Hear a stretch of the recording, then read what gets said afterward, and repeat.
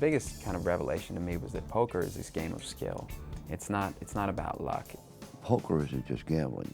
Poker is the game of life. We all play poker. At this moment, I'm playing poker. At this moment, you're playing poker. Poker can be one of three different things. To most people, it is gambling. The average recreational player is basically playing poker pretty much in the same way he would gamble at other things.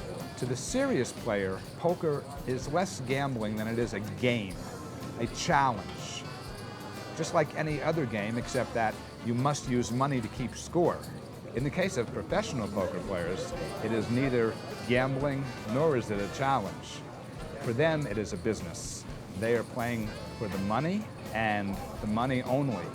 I would never lump poker anymore in with what I would call casino gambling or gambling of any kind. It's a game that involves multifaceted skill, and the people who are good at it are really good at it, and when they beat you, they're beating you because they're much better. Over the short run, there's a huge amount of luck in poker, but over the long run, you really have to be an expert to do well. It's actually a good thing that there's luck in poker because that's what makes people want to gamble at it. If chess were the game and Johnny Chan were the best player in the world, he'd never get a game. Who's going to play with him? But we're playing poker. We sit down with billionaires, we sit down with actors, we sit down with sports personalities. And you know what? In any given night, they can crush us, and it's going to bring them back. And eventually, the top pros will end up with all the money. It is the only game where total amateurs are willing to play against total professionals with no spot.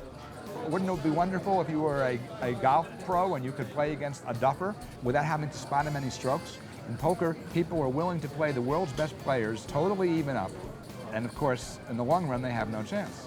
For a world-class card player, somebody that really knows what they're doing, it's not that big a gamble. They can read the card table, they know what's happening, and it's like any kind of really intense competition between people.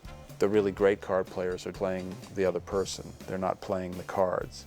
Because if you have a certain kind of tell, they're trying to read what that tell is. They're trying to figure out how you're going to gamble, how you're going to bet. The biggest thing about poker is making better decisions than your opponent more times, because the cards are going to even out in the end. It's picking up patterns of people, how they bet, getting a feel for how they play, and knowing, when you make a big bet, if they're calling, you can sort of see what they might possibly have. Instinct is very important. Sometimes you just by watch the guy making a bet or making a check, you know he's bluffing you. Instinct is part of the game. I'm watching what they're doing. How did they put the chips in? More information. What's the look on their face? More information. And all of a sudden, everything kind of comes together, and I'm like, he has it. I fold. Sometimes that's the difference between a great player and one of the best players in the world. Everybody, welcome to the World Series of Poker. Dealers, pass your chips out. The World Series of Poker started more than 25 years ago, and it had just 8 players who got together and decided that they were going to each put up $10,000, and they would play until only one person had all the money. In the field of poker, or in the game of poker, it's that one opportunity in life when they can play with the best in the world. It's the highlight of a poker player's year. I mean, this is it. And I think every poker player aspires to win. The World Series of Binions is a very serious tournament, and Binions invited Edward and Norton and I to play. It was just thrilling to play at that level of intensity with people who are that good. It is a mental marathon. That's a big part of the whole thing. It's like chess. I mean, I think you got to sit there and you just can't slip up. To sit across from these guys, it's like getting a chance to, play basketball against Michael Jordan. You know you're not going to win, but it's an experience you're never going to forget. And the adrenaline, I mean, your pulse is just going when you put all your money out there. Edward lost on a full house, and Matt lost on a pair of kings to Doyle Brunson with a pair of aces, which is pretty awesome.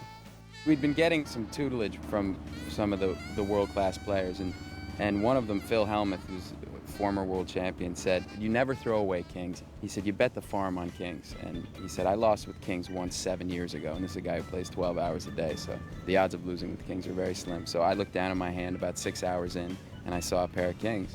And I was in a late position, so it was a good chance to make a score. And there was a raise, a re-raise, and Doyle came over the top of both those guys for about $2,000. And I just went all in with everything I had. If I'm going down, I'm going down like this. Doyle Brunson just looked down at the table and looked up at me and said, I hate to do it to you, Matty. And that was it. He flipped over aces and he took my money. When you sit across from them, you can feel how great they are at this game. I can only imagine the thrill that somebody would get being a real card player and sitting in like the World Series with some of these excellent card players. I'm now the best poker player in my weekly game, so